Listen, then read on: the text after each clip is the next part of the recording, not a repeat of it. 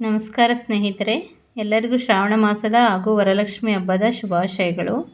ಇವತ್ತು ನಾನು ತೆಂಗಿನಕಾಯಿ ಹಾಲನ್ನು ಉಪಯೋಗಿಸಿ ಅಮೃತದಷ್ಟೇ ರುಚಿಯಾದ ಅಕ್ಕಿ ಹಾಗೂ ಹೆಸರುಬೇಳೆ ಪಾಯಸ ಹೇಗೆ ಮಾಡೋದು ಅಂತ ನೋಡೋಣ. ಅದಕ್ಕೂ ಮುಂಚೆ ಯಾರೆಲ್ಲ ನನ್ನ ಚಾನಲ್ನ ಹೊಸದಾಗಿ ನೋಡ್ತಾ ಇದ್ದೀರಾ ಸಬ್ಸ್ಕ್ರೈಬ್ ಮಾಡ್ಕೊಳ್ಳಿ. ಹಾಗೆ ರೆಸಿಪಿ ಇಷ್ಟ ಆದರೆ ಲೈಕ್, ಶೇರ್, ಕಮೆಂಟ್ ಮಾಡಿ. ಈ ರೆಸಿಪಿ ಬರೀ ಪಾಯಸ ಅಲ್ಲ, ಪ್ರಸಾದ ಹಾಗೂ ನೈವೇದ್ಯ ರೂಪದಲ್ಲೂ ನಾವು ಇದನ್ನು ಮಾಡಬಹುದು. ಇದು ಶ್ರಾವಣ ಮಾಸ ಆಗಿರೋದ್ರಿಂದ ಪ್ರತಿಯೊಬ್ಬರು ಉಪವಾಸ ಇರ್ತೀವಿ.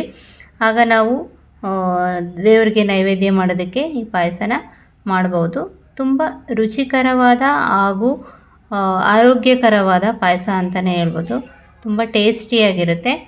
ಎಸ್ಪೆಷಲಿ ದೇವಸ್ಥಾನಗಳಲ್ಲಿ ಈ ಥರ ಜಾಸ್ತಿ ಮಾಡ್ತಾ ಇರ್ತಾರೆ. ಬನ್ನಿ, ತಡ ಮಾಡದೆ ಈ ರೆಸಿಪಿ ಹೇಗೆ ಮಾಡೋದು ಅಂತ ನೋಡೋಣ.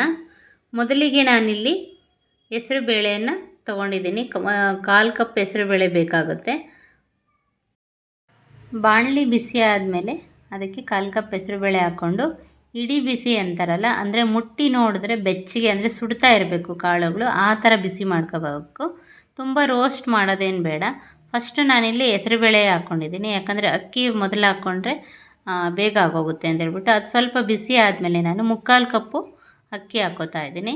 ಎರಡನ್ನೂ ಸೇರಿಸಿ ಸ್ವಲ್ಪ ಹೊತ್ತು ಬಿಸಿ ಮಾಡಬೇಕು. ಹೇಳಿದ್ನಲ್ಲ, ಇಡೀ ಬೆಚ್ಚಗೆ ಇರಬೇಕು, ತುಂಬ ರೋಸ್ಟ್ ಮಾಡೋದೇನು ಬೇಕಿಲ್ಲ. ಮುಟ್ಟು ನೋಡಿದ್ರೆ ಚೆನ್ನಾಗಿ ಸ್ವಲ್ಪ ಬಿಸಿಯಾಗಿದೆ ಅಂತ ನಮಗೆ ಗೊತ್ತಾಗುತ್ತೆ, ಸುಡ್ತಾ ಇರಬೇಕು. ಅದು ಈ ಥರ ಇದ್ದರೆ ಸಾಕಾಗುತ್ತೆ. ಸೊ ಇದನ್ನು ಸೈಡಲ್ಲಿ ತಣ್ಣಗಾಗೋಕ್ಕೆ ಇಡೋಣ ಅಂತೆ.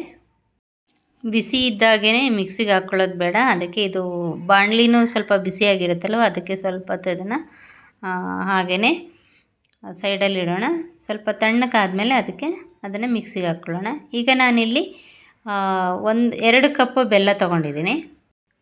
ಅಕ್ಕಿ 3/4 ಕಪ್ಪು, ಹೆಸರುಬೇಳೆ 1/4 ಕಪ್ಪು, ಅದು 1 ಕಪ್ ಆಗಿದೆ ಟೋಟಲಾಗಿ. ಸೊ ಅದಕ್ಕೆ ನಾನು 2 ಕಪ್ಪು ಬೆಲ್ಲ ತೊಗೊಂಡಿದ್ದೀನಿ. ಸ್ವಲ್ಪ ಒಂದು 1/4 ಕಪ್ಪು ನೀರನ್ನು ಹಾಕ್ಬಿಟ್ಟು ಅದನ್ನು ಬಿಸಿ ಮಾಡೋಣ. ಇದೇನು ಪಾಕ ಎಲ್ಲ ಏನೂ ತೊಗೊಳ್ಳೋದು ಬೇಡ. ಸ್ವಲ್ಪ ಬೆಲ್ಲ ಕರಗಿದ್ರೆ ಸಾಕಾಗುತ್ತೆ. ಬೆಲ್ಲವನ್ನು ಕರಗಿಸ್ಕೋಬೇಕಾಗುತ್ತೆ.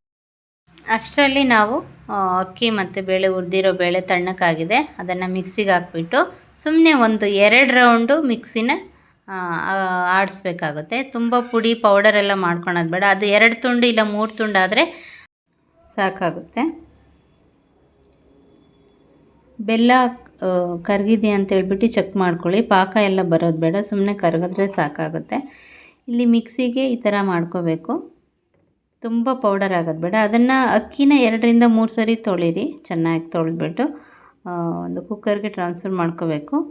ಇಲ್ಲಿ 1 ಕಪ್ಪು ಅಕ್ಕಿ ಬೇಳೆ ಆಗಿದೆ, ಅದಕ್ಕೆ ನಾನು 4 ಕಪ್ಪು ನೀರನ್ನು ಹಾಕ್ಕೋತಾ ಇದ್ದೀನಿ. ಯಾಕಂತಂದರೆ ಅಕ್ಕಿ ಮತ್ತು ಬೇಳೆಗೆ ನೀರು ಜಾಸ್ತಿ ಬೇಕಾಗುತ್ತೆ. ಸೊ ಅದು ಬೇಯಬೇಕು, ಅಂದರೆ ಮೆತ್ತಗೆ ಬೇಯಬೇಕು, ಅದು ಫುಲ್ಲು ಸ್ಮ್ಯಾಶ್ ಆಗಿರೋ ಥರ ಬೇಯಿಸ್ಕೋಬೇಕಾಗುತ್ತೆ. ಅದಕ್ಕೆ 4 ಕಪ್ಪು ನೀರನ್ನು ಹಾಕ್ಕೊಂಡು 3 ರಿಂದ 4 ವಿಸಿಲ್ ಬಂದರೆ ಸಾಕಾಗುತ್ತೆ. ಅಷ್ಟರಲ್ಲಿ ಒಂದು ತೆಂಗಿನಕಾಯಿನ ತುರ್ಕೊಬೇಕು. ಒಂದು ದಪ್ಪ ತೆಂಗಿನಕಾಯಿನ ನಾನು ತುರ್ಕೊಂಡು ಅದಕ್ಕೆ 2 ಕಪ್ ನೀರನ್ನು ಹಾಕ್ಕೋತಾ ಇದ್ದೀನಿ. 2 ಕಪ್ ನೀರು ಹಾಕ್ಕೊಂಡು ಚೆನ್ನಾಗಿ ಮಿಕ್ಸಿಗೆ ಹಾಕ್ಕೋಬೇಕು. ಇದರಲ್ಲಿ ಕಡಿಮೆ ಅಂದ್ರೂ 3 ರಿಂದ 4 ಕಪ್ಪು ಹಾಲು ನಾವು ತೆಗಿಬೇಕು.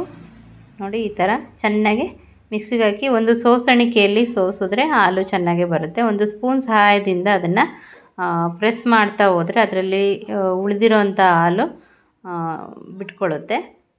ನೋಡಿ, ಈ ಥರ ಮಾಡಿ ಚೆನ್ನಾಗಿ ಅದರಲ್ಲಿರೋ ಹಾಲೆಲ್ಲ ಬರುತ್ತೆ. ಇದೆಲ್ಲ ಏನು ತರಿ ಹಾಲು ಇದು ಇರುತ್ತಲ್ವ, ಸಿಪ್ಪೆ ಹಾಲು ತೆಗೆದಿರೋಂಥ ತರಿ ಏನಿರುತ್ತೆ ಅದೇನು ವೇಸ್ಟ್ ಆಗೋದಿಲ್ಲ, ಸಾರಿಗೆ ನಾವು ಬಳಸ್ಕೋಬೋದು. ನೋಡಿ, ಈ ಥರ ಎಲ್ಲ ಡ್ರೈ ಆಗಿದೆ, ಅಂದರೆ ಅದರಲ್ಲಿರೋ ಹಾಲೆಲ್ಲನೂ ತೆಗೆದಿದ್ದೀನಿ. ಅದನ್ನು ನೋಡಿ, ಅಕ್ಕಿ ಈ ಥರ ಬೆಂದಿದೆ. ಅಕ್ಕಿ ಮತ್ತು ಬೇಳೆ ಎರಡೂ ಸಮವಾಗಿ ಬೆಂದಿದೆ, ಚೆನ್ನಾಗಿ ಸ್ಮ್ಯಾಶ್ ಆಗಿದೆ. ಅದಕ್ಕೆ ನಾನಿಲ್ಲಿ 3 ಕಪ್ಪು ಹಾಲನ್ನು ಹಾಕೋತಾ ಇದ್ದೀನಿ. ಈ ಹಾಲೇ ಒಂದು ತುಂಬ ರುಚಿಕರವಾದ್ದು, ಹಾಗೆಯೇ ಆರೋಗ್ಯಕರವಾದ್ದು. ನಾವು ಅಂಗಡಿ ಹಾಲಿಗಿಂತ ಈ ತೆಂಗಿನಕಾಯಿ ಹಾಲು ಅಂತ ಏನು ಹೇಳ್ತೀವಿ, ಇದು ತುಂಬ ಒಳ್ಳೆಯದು. ಮಕ್ಕಳಿಗೆ ಆಗಲಿ ಎಲ್ಲರಿಗೂ ಬ್ರೈನ್ಗೆ ಒಳ್ಳೆಯದು ಅಂತ ಹೇಳ್ತಿರ್ತಾರೆ. ಪ್ರತಿಯೊಂದಕ್ಕೂ ತೆಂಗಿನಕಾಯಿ ಹಾಲನ್ನು ಉಪಯೋಗಿಸಿದ್ರೆ ಒಳ್ಳೆಯದು ಅಂತಲೇ ಹೇಳ್ತಿರ್ತಾರೆ. ಈಗ ಇಲ್ಲಿ ಕರಗಿಸಿರೋಂಥ ಬೆಲ್ಲ ಹಾಕ್ಬಿಟ್ಟು ಚೆನ್ನಾಗಿ ಮಿಕ್ಸ್ ಮಾಡಿ, ಏನು ಉಂಡೆ ಇರೋದೇನು ಬೇಕಿಲ್ಲ.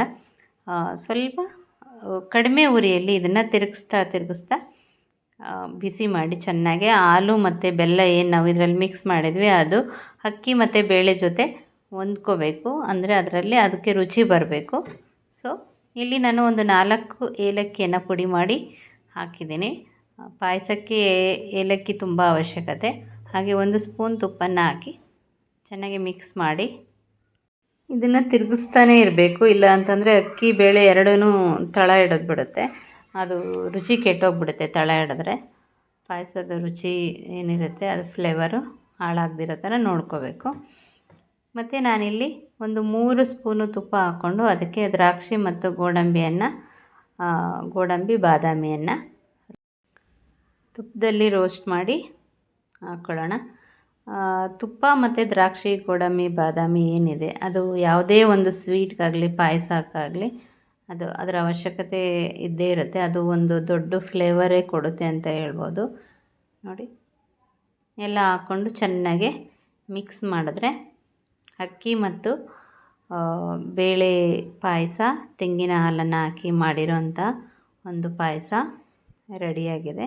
ತುಂಬಾ ಕಲರ್ಫುಲ್ಲಾಗಿದೆ, ಹಾಗೆ ಘಮ ಘಮ ಅಂತ ಇದೆ. ತುಂಬ ರುಚಿಯಾಗಿ ಬರುತ್ತೆ ಇದು. ಮನೆಯವ್ರಿಗೆ ಪ್ರತಿಯೊಬ್ಬರಿಗೂ ಮಕ್ಕಳಿಗೆ ದೊಡ್ಡವ್ರಿಗೆ ಎಲ್ಲರಿಗೂ ಇಷ್ಟ ಆಗುತ್ತೆ. ಸೊ ನೀವು ಒಂದು ಸಾರಿ ಇದನ್ನು ಪ್ರಯತ್ನ ಪಡಿ. ಯಾಕಂತಂದರೆ ಅಷ್ಟು ರುಚಿಯಾಗಿರುತ್ತೆ. ನಾವು ಮನೆಯಲ್ಲಿ ಬೇರೆ ಬೇರೆ ಥರ ಸ್ವೀಟೆಲ್ಲ ಮಾಡ್ತಾಯಿರ್ತೀವಿ, ಬಟ್ ಇದೊಂದು ಸಾರಿ ಟ್ರೈ ಮಾಡಿ ಹೇಗೆ ಬಂತು ಅಂತೇಳಿ ಕಮೆಂಟ್ ಮಾಡಿ. Thanks for watching. Thank you.